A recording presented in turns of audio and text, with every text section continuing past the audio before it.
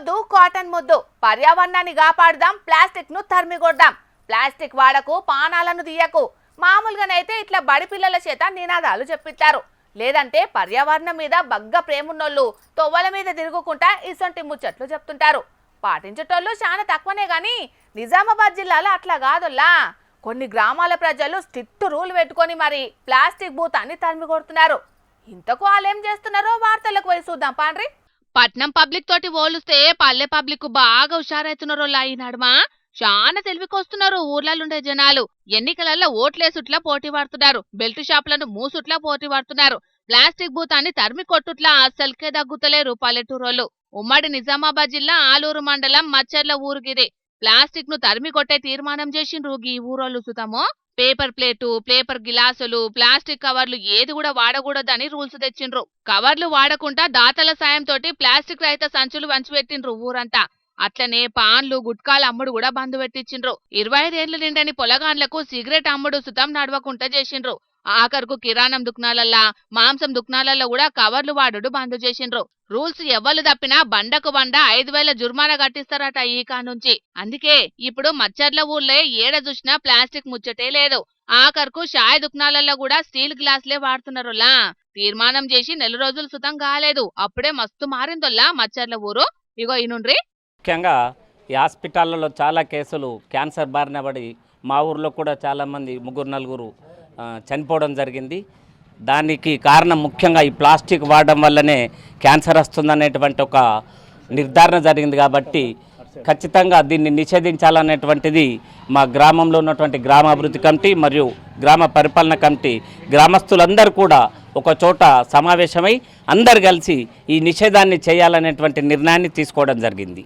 Cancer బీమారి జీయంగా 2-3 జీవిషటాలకు ఊరు జనాలు మొత్తం కలిసికట్టుగా ఒకటే మాట మీద నిలబడ్డారు కానీ ఎంత ప్లాస్టిక్ ను వద్దనుకున్నా పెళ్లిళ్ళు ఫంక్షన్లనంగా ప్లాస్టిక్ లేని నడవే కదా మరి అసంటప్పుడు ఎట్లా అనంటే గీ అన్న సర్కారుకు ఒక మంచి ఐడియా ఇచ్చిండు మీకు చెప్పేది ఏంటంటే గవర్నమెంట్ కూడా నేను చెప్తున్నా మేము ఒక 500 ప్లేట్లు హైదరాబాద్ పోయి తెచ్చినాము అది కాకుండా మీరు సీరియల్ పంపిణీ చేస్తారు చూడు బతుకమ్మ పండుగకు అది బంద్ చేసుకొని విలేజ్కి ఒక 5,000 ప్లేట్లు ఉంచి అవన్నీ వేయాలని చెప్పేసి గవర్నమెంట్ నేను కోరుతున్నాను ఇది ఎందుకంటే మేము తీసుకున్నది ప్లాస్టిక్ను బ్యాన్ చేయాలని చూడండి ఇప్పటికీ హోటల్లో కూడా అవే గ్లాసులు వాడుతున్నాము దీన్ని బ్యాన్ చేయాలని చెప్పి చెప్తున్నాం కాబట్టి గవర్నమెంట్ కూడా ఈ చర్య తీసుకోవాలని నేను కోరుతున్నాను ఊళ్ళో జరిగేటి ఫంక్షన్లల్లా ప్లాస్టిక్ వాడకుండా 5,000 స్టీల్ ప్లేట్లు కొనిచ్చిండ్రట అట్లనే సర్కారోళ్ళు బతుకమ్మ చీరలసొంటి బంద్ పెట్టినా ప్రతి ఊరూరుకు స్టీల్ ప్లేట్లు గిలాసులు వంచి పెడితే అన్ని ఊర్లల్లా ప్లాస్టిక్ బంద్ అవుతుందన్నట్టు చెప్పుకొచ్చిండు గీ అన్న మంచి ముచ్చటే చూడాలే మరి సర్కారోళ్ళు ఇసంటి నిర్ణయం ఏమన్నా చేస్తారో లేదో గాని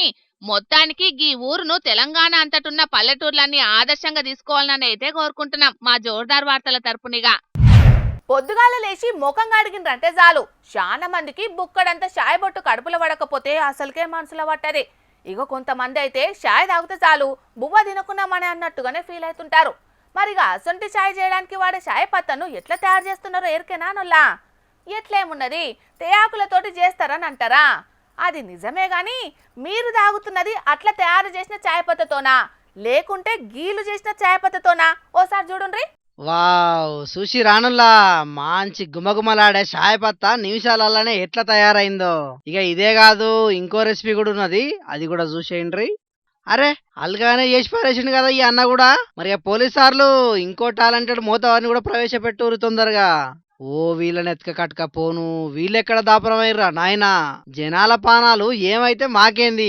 మాకచ్చే లాభం మాకత్తే చాలన్నట్టే ఉన్నారు కదా ఈ బద్మాష్ గాళ్ళు పట్నంలా కల్తీ టీ పొడి తయారు చేసే గ్యాంగ్ పెద్దదే ఉన్నదని తెలిసి ఫాస్ట్ పోలీసులు గట్టి నిఘా పెట్టి వీళ్ళని దొరకబట్టిర్రు 10 మంది నిందితులను అదుపులోకి తీసుకొని వాళ్ళ దగ్గరికి 4 టన్నుల కల్తీ టీ పొడి మాలు దొరకబట్టి సీజ్ చేసిరట వాడిన టీ పౌడర్ కి అడ్డగోలు కెమికల్ రంగులు కలిపి మళ్ళా షాయపత్తం తయారు చేస్తున్నారట వీళ్ళ బండారం బయలైనాక వాళ్ళతోనే టీ పొడి ఎట్లా తయారు చేస్తారనేది చేసి చూపించిర్రు పోలీసులు మరిగా దాంట్లో ఏమేం కలుపుతున్నారో ఈ సారు మంచిగా వివరించండి నుండ్రి ఈ టీ పౌడర్లో ఈ కలర్ యూజ్ చేస్తున్నారు ఈ colour sunset yellow FCF tartrazine total dye colour ఇలాగా కలర్స్ ఈ టీ పౌడర్లో మిక్స్ చేస్తున్నారు అలా ముఖ్య ఉద్దేశం అంటే ఈ చీప్ టీ పౌడర్లో ఎక్స్పైర్డ్ టీ పౌడర్లో ఈ కలర్ మిక్స్ చేస్తే తర్వాత మంచిగా అరోమా వస్తుంది తర్వాత మంచిగా కలర్ కూడా వస్తుంది అట్లా తయారు చేసిన చాయ్ పత్తాను రోడ్ల పక్క పొంటి చాయ్ పత్తా అమ్ముకునే షాపులల్లా చిన్న చిన్న చాయ్ హోటలల్లా అమ్ముతున్నారట. మరి ఆ కల్తీ చాయ్ పత్తాను మంచి చాయ్ పత్తాను ఎట్లా గుర్తుపట్టాలనేది కూడా చెప్పిండి పోలీసారు. ఇది ఫ్రెష్ టీ పౌడర్ ఉంది. సో ఈలాగా కోల్డ్ వాటర్లో పెడితే సో కలర్ రావడానికి చాలా టైం పడుతుంది. ఇది అడల్టరేటెడ్ టీ పౌడర్. దీంట్లో మిక్స్ చేస్తే సో ఇమీడియట్గా కోల్డ్ వాటర్లో ఇమీడియట్గా ఈలాగా కలర్ వస్తుంది. ఇది ఒరిజినల్ టీ పౌడర్, అది ఇప్పుడు వరకు కూడా కలర్ రాలేదు. అని ఇది adulterated colour mix tea powder. అది డిఫరెన్స్ మీ ముందు ఉంది, అది మన ఈజీగా ఐడెంటిఫై చేయొచ్చు. చూసిరు కదా పబ్లిక్, చాలా మంది మా చాయ్ పత్తా మంచి కలర్ వస్తుంది, ఎక్కువసేపు మరగకుండా మంచి కలర్ ఉంటది, గుమగుమలాడే వాసన వస్తుందని మురిసిపోతారు. గాని దాని వెనకాల అసలు మతలబ్ ఏంటిది అనేది కూడా ఆలోచన చేసుకొని రూపారి. లేకుంటే నాణ్యమైనదే అనుకొని అడ్డగోలు కెమికల్స్ పనికి మాలిన రంగులు కలిపిన కల్తీ చాయ్ పత్తితో చాయ్ చేసుకొని తాగే పరిస్థితి ఉంటది. మీరు పరిశానలో పడద్దనే ఇటువంటి వార్తలను మీకు తప్పకుండా చూపిస్తున్నాం. కాబట్టి జర జాగ్రత్త పడుండ్రి. మరి ఏమంటున్నాం, సరేనా? పబ్లిక్ ఇప్పుడు మా రాముల తాత చేయాల కదా, మరి మోతవారి ఏమి గ్రమ్ముంగటేసుకున్నాడో ఆడుచుకుందాం పాండ్రి. ఓ మోతవారి, ఏం చేస్తున్నావే? తాత పిలుస్తాడే పోతానే మూతి పళ్ళు రాలితే నగరాలు చెప్తావు అరే నువ్వు? తాత మంచిగా మాట్లాడు. మర్యాద మాట్లాడబోతే ఏం చెప్తావు నువ్వు? అది కాదు, నీ ఒక ముచ్చట అడుగుతా చెప్పురా. ఇప్పుడు ఇక్కడ నుంచి నర్సంపేటకు బస్ కిరాయి ఎంతరా? ఏమో బస్ అని అడుగుపో. 10 రూపాయలు బస్ కిరాయి, 20 రూపాయలు ఆటో కిరాయి, నువ్వు 100 రూపాయలు అడుగుతావు ఏంద్రా? అంటే ఏందన్నట్టు నీ లెక్క, నీ మర్యాద? ఇన్నొద్దులు మీరు ఫ్రీ ఫ్రీ అని బస్సులలో ప్రయాణం చేసి ఆటోలలో నోట్ల మన్నుగొట్టిండ్రు. ఇప్పుడు అదను చూసి ఆటోలలో కర్రగాల్సి వాత పెడుతున్నారు. అనుభవించుండ్రిగా. ఇది వరకు మీరు 20 రూపాయలు తీసుకుంటారంటే ఇప్పుడు బస్సు లేనందుకు 30 రూపాయలు తీసుకోరు. కానీ 100 రూపాయలు అంటే ఏంద్రా? ఏమన్నా పైసలు చెట్లకు కాస్తాయి అనుకుంటున్నావా? ఏం పద్ధతి అన్నట్టు ఏందన్నట్టు మీ దౌర్జన్యం. అరే ఇప్పుడు పంచాయతీ మోపు చేస్తా ముసలాడా? అన్న అడిగిందే ఇచ్చి ఇంటికి రాదే? అరే అది కాదు పిల్ల, ఇప్పుడు నేను నర్సంపేటకు పోయి వచ్చినందుకు ఇది వరకు ఆటో కిరాయి 20 రూపాయలు ఉంచే, ఇప్పుడు వీడు 100 రూపాయలు అడుగుతాను అంటే ఎత్తే అడుగుతాను. వీడు ఏం పద్ధతి అన్నట్టు మీదే? అంటే ఇప్పుడు అడిగేటోళ్ళు ఇవ్వలేరని మీరు ఆడిందే ఆట పాడిందే పాట అని అంటే పద్ధతి అన్నట్టేనా? ఈ పద్ధతేనా చెప్పు? పద్ధతేనా అంటే ఆ ఆటో అన్నలైనా ఏం చేస్తారే మరి? ఇన్నొద్దులు ఫ్రీ బస్సు చేయబట్టి గిరాకీ లేక ఈగలు చెప్పుకున్నారు. ఇప్పుడు బస్సులు బంద్ అయ్యేటాలకు చేతికి అందిన కాడికి చెప్పుకుంటున్నారు. ఇచ్చమునంటే దోసుకుంటాము అని అంటే ఇచ్చేటోడు ఎవరు లేడు ఇక్కడ. రాములు ఇక్కడ రాములు అయితే రేవంత్ రెడ్డి ముఖ్యమంత్రి అయితే 100 రూపాయలు ఇవ్వాల్సిందే. అరే ఏమో బాగా లావు నిలుగుతాను ఏంద్రా? ఇవ్వకుంటే ఏం చేస్తావు నువ్వు? ఇంటి మీదకి వచ్చి దౌర్జన్యం చేస్తావా? నీకు ఎన్ని వేలు అప్పు ఉన్నారా నీకు? మీ పంచాయతీని పాతర పెట్ట ముసలోడా. ఇన్నొద్దులు ఫ్రీ బస్ అని దాచుకునే అన్ని ఇప్పుడు ఖర్చు పెట్టాల్సిందే. సర్కార్ చేసే పనికి అనుభవించాల్సిందే. ఏం చేస్తావు?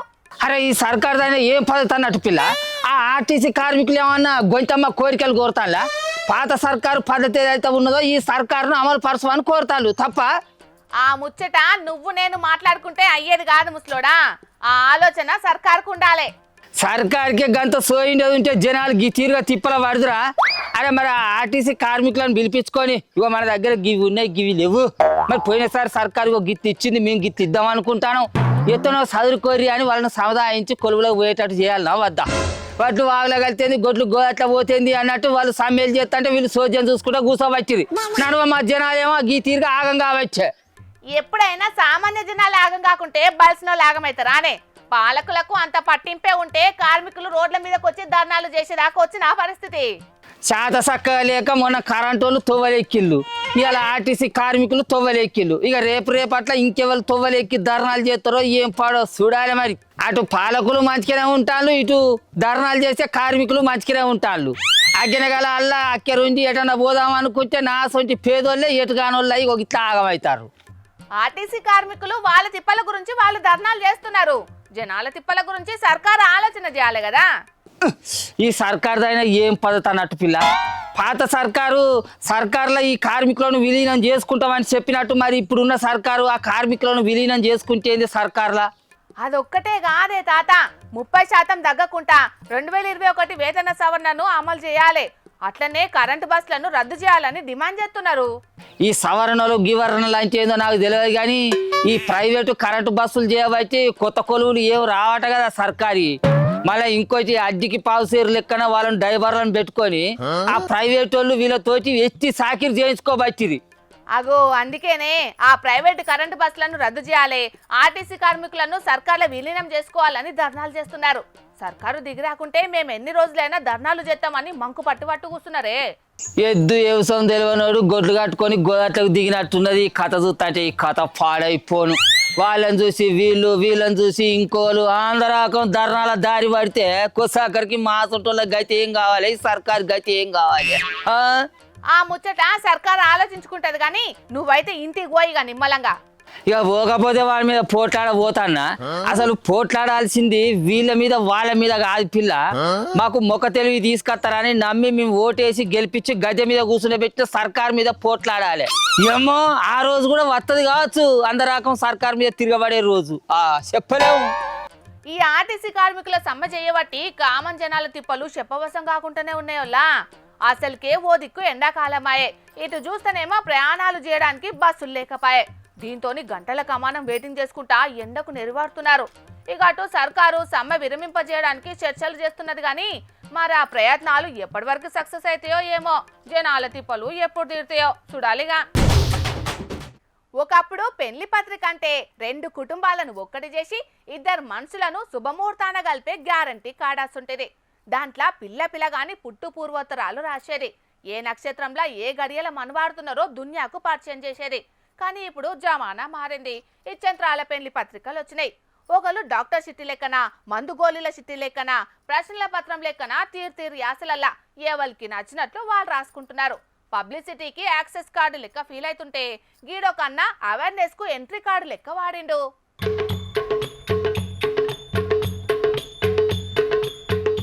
వారే వా అన్న ఆలోచన మామూలుగా లేదు కదా. సైబర్ దొంగలకు చిక్కొద్దని పోలీస్ అన్నలు క్యాంపులు పెట్టి చెప్తే ఎవరు పట్టించుకుంటారు? మనం దొరుకుతామా అని ఓవర్ కాన్ఫిడెన్స్ తోటి లైట్ తీసుకుంటారు. అవన్నీ మాకు కాదన్నట్టే కామన్ గా ఫీల్ అవుతారు. మరి అందరికీ కాకున్నా దగ్గరోళ్లకు కొంతమంది కన్నా మంచి జరుగుతుందనే మంచి ఆలోచనతోటి లగ్గం కారట్లతోనే ప్రచారం చాలు చేసిండు ఖమ్మం దిక్కు గీ పోలీస్ అన్న. అక్కడి 2 టౌన్ల హెడ్ కానిస్టేబుల్ కొలువు చేస్తున్న భువనగిరి నాగేశ్వరరావు బిడ్డకు లగ్గం ఖాయమైందట. ఇక అన్న అందరి లెక్క ఉత్తుత పెళ్లి పత్రికలతోటి ఆహ్వానం పలకకుండా సైబర్ నేరాల మీద అవగాహన కల్పించుకుంటా లగ్గానికి ఆహ్వానాలు అందించిండు. అందరి లెక్కనే పిల్లగాని పేర్లు, ఇంటోళ్ల పేర్లు, లగ్గం ఏ యాళ్లకు ఎక్కడైతదో రాపిచ్చిండు. అటెంకా సైబర్ నేరాల మీద అవగాహనే మీకు రక్ష అని రాపిచ్చి సైబర్ దొంగలకు చిక్కకుండా ఏమేం చేయాలనో 6 సూత్రాలు రాసిపెట్టిండు. దాంట్లో వచ్చిరాని లింకులతోటి ఆగం కావద్దని, ఉద్దర గిఫ్ట్ల కోసం ఆశపడొద్దని, మీ పేరు మీద పార్సల్ వచ్చిందని ఫోన్లు చేసేటోళ్లను ఉత్తగా నమ్మి బోర్ల పడొద్దని, మీ బ్యాంకు ఖాతా యాక్టివ్ అయింది చూసుకోండ్రని, పొద్దు మాపు ఇది పాటిస్తే మీ జీవితం ఫ్లడ్ లైన్ల లెక్క ఎలుగుతుందని, ఎవరన్నా ఫోన్లు చేస్తే ఆగం కావద్దని రాసుకొచ్చిండు. ఫ్రీ వైఫైలున్న కాడ ఫోన్లు వచ్చేటప్పుడు జరంత పాయలంగుండాలనని కుద్దుగా చెప్పిండు. ఈ పత్రిక ఇంటర్నెట్ లో మస్తు వైరల్ అయింది. అన్న ఆలోచన తోపనుకుంటా తారీఫ్ చేస్తున్నారు ఇంటర్నెట్ జనాలు. ఏదో డ్యూటీ చేసినమా ఇడిచిపెట్టినమా అని చాలా మంది అనుకుంటారు గాని అట్లా కాకుండా ఆహ్వానాలతోటి సుతం అవగాహన కల్పించొచ్చని చేసిన నీ ఆలోచనకు శనార్థులే అన్నా. ఇక ఇది ఇట్లుంటే రాజస్థాన్ లో అయిన లగ్గంలా పక్షిజాతి దూపదీసే పని చేసిండ్రు. పక్షిజాతి దూపన్నారు, కొత్త జంట ఒక్క చిప్పల నీళ్లు పోతేనే దూపదీరుతదా అని గరానికి రాకుండ్రి. 1 కాదు 2 కాదు 500 చిప్పలను మేనకోడలికి కట్నంగిచ్చి పక్షిజాతి దూపదీసే పని ముంగటేసుకున్నాడు రాజస్థాన్ దిక్కు ఒక మేనమామ. నర్పతి సింగ్ రాజ్ పురోహిత్ అనేటైన పర్యావరణాన్ని పచ్చగుండాలని ప్రమోషన్లు చేసి గ్రీన్ మ్యాన్ గా పేరెళ్ళిందట. ఇక ఆయన పక్షుల దూపదీర్వాలని బగ్గా ఆలోచన చేసి మేనకోడలు లగ్గంలా ఆమెకు కట్నంగా 500 మట్టి చిప్పలు చదివించుకున్నాడు. ఇంకా లగ్గానికి వచ్చిన చుట్టాలతోటి సుతం తప్పకుండా పశుపక్షాదులకు నీళ్లు ఓతామని ప్రమాణం చేపించిండు. ఈ ముచ్చట వార్తలల్లో చూసి మరో పక్షిరాజా అనుకుంటా అన్నను మస్తు తారీఫ్ చేస్తున్నారు. అయ్యో శంకర భగవంత నారాయణ, ఇవేం కల్తీలు తండ్రి. అసలుకు బయట ఏమన్నా తిందామంటేనే పాపం అన్నట్టున్నది కదా. నిన్నయ్యాల వస్తున్న వార్తలు చూస్తుంటే అసలుకు కల్తీ లేని నకిలీ లేని ఏమన్నా ఉంటాయా అనే వాళ్ళని అడిగితే 1కి 10 మాటల ఆలోచన చేసి కూడా ఉండే అనే చెప్పాల్సి వచ్చేటట్టున్నదోలా. ఇక చూడుండ్రి ఇప్పుడు మళ్ళేం భాగవతం బయటపడ్డదో. చూస్తుంటే ఏదో చెక్క పొట్టును కవర్లలో నింపిండ్రని అనిపిస్తున్నదిలే. దాన్ని చూస్తే అట్లా అనిపించుట్ల తప్పేం లేదు గాని అసలుకి ఇదేందంటే ఫ్రై చేసిన ఉల్లిగడ్డలు అన్నట్టు. ఇక ఆ ఉల్లిగడ్డలను ఎంత చక్కటి నూనెలో వేయించిండ్రనేది కూడా చూడుండ్రో పారి. మీరు చూస్తున్నది బండ్లు కార్లకెంచి తీసిన కాలిపోయిన ఇంజన్ ఆయిల్ కాదు, అది బరాబర్ ఉల్లిగడ్డల్ని వేయించిన శుభ్రమైన నూనెనే అని చూసేటోళ్ళు అనుకోవాలి.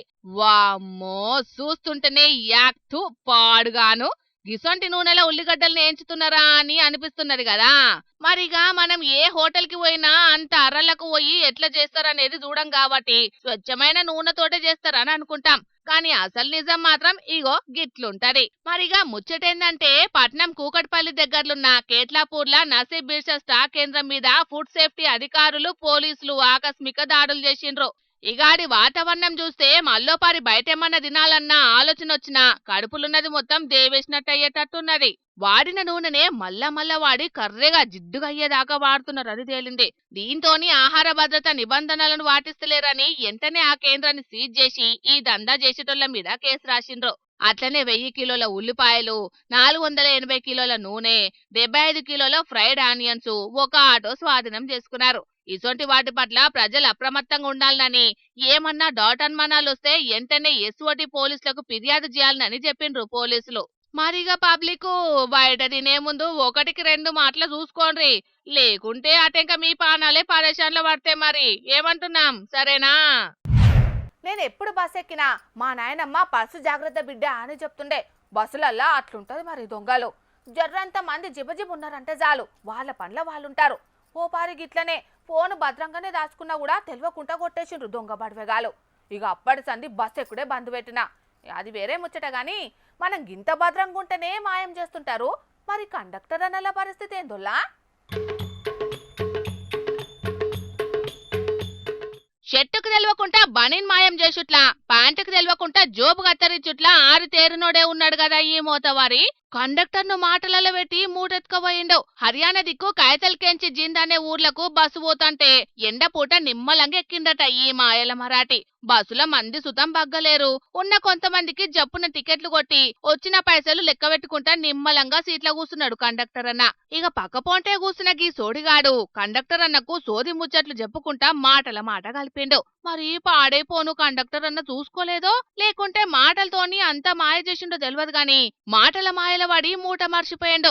అన్న చిల్లర చదురుతా అంటే తెచ్చుకున్న దస్తీలా ఏం తెలవకుండా పెద్ద నోట్లను చదురుకున్నాడు. కండక్టర్ అన్న కాళ్ళ కిందున్న కట్టను 3వ కంటికి తెలవకుండా నలిచిండు. మీదికి ఎవరన్నా చూస్తే దస్తే గిరి అనేటట్టు కటింగ్ ఇచ్చిండు. కింద దస్తీ వాడేసి పైసల కట్టను జోబులో చదురుకున్నాడు. 23,000 రూపాయలట. డిపోకు పోయినాక పైసలు తక్కువ వచ్చినాయేందని బస్సులున్న బుడ్డ కెమెరా చూస్తే ఈ దొంగోని ముచ్చట బయట పడ్డది. ఎంబటే పోలీసులకు ఫిర్యాదైతే దొంగోని దొరకబట్టే పనులున్నారు. ఈ కండక్టర్ అన్నా ఇంకో తాప ఇట్లా మందిల పైసల దుకాణం పెట్టుకోడు కావచ్చు. పోన్రి, డిపోకు పోయేదాకా మూటను భద్రంగా కాపాడుతుండొచ్చు. మరిగా కండక్టర్లు బస్సులో అందరూ ఒక్క తీరే ఉండరు కాబట్టి జర పైల మరియా. ఇక తెచ్చిన వార్తలన్నీ అయిపోయినాయి. ఇవుల్లా ఇయాల్టి జోర్దార్ వార్తలు. మళ్ళొచ్చే జోర్దార్లా మళ్ళా కలుద్దాం. అప్పటిదాకా చూస్తూనే ఉండండి హెచ్ఎం టీవీ. అట్లనే ఇంకిన్ని మంచి మంచి వార్తల కోసం హెచ్ఎం టీవీ యూట్యూబ్ ఛానల్ని సబ్స్క్రైబ్ చేసుకోండి. ఇసంటి ముచ్చట్లు ఆడ మస్తుగుంటాయి. అన్ని ముచ్చట్లు మీ దాకా చేరాలంటే తప్పకుండా గంట కొట్టుండ్రి, లైక్ చేయండి. ఈ ముచ్చటను మీ దోస్తులకి షేర్ చేయండి. ఏమంటున్నాం? సరే మరి, టాటా.